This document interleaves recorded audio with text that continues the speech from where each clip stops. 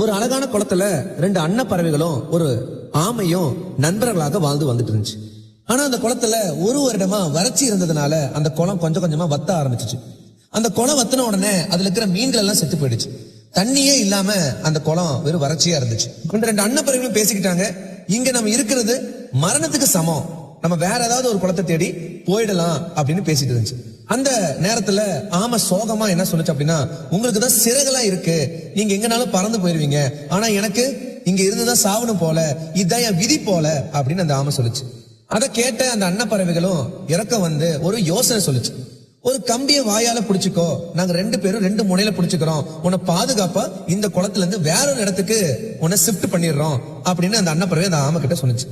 ஆனா ஒரு முக்கியமான நிபந்தனை, என்ன நடந்தாலும் என்ன சிச்சுவேஷன் வந்தாலும் உன்னோட வாயை மட்டும் திறந்துராத அப்படின்னு அந்த அன்னப்பறவைகள் சொல்லிச்சான். அதுக்கு ஆமையும் நான் கண்டிப்பா வாயை திறக்க மாட்டேன் அப்படின்னு வாக்கும் கொடுத்துச்சான்.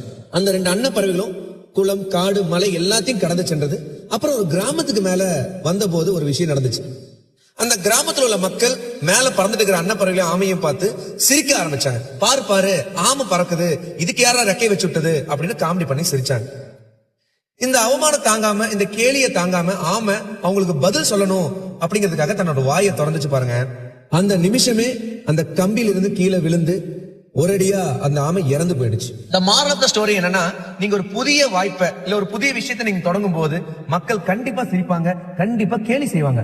ஆனா நீங்க அவங்களுக்கு பதில் சொல்ல நீங்க போனீங்க அப்படின்னா கண்டிப்பா நீங்க தொடங்கிய வேலையில முன்னேறவே முடியாது.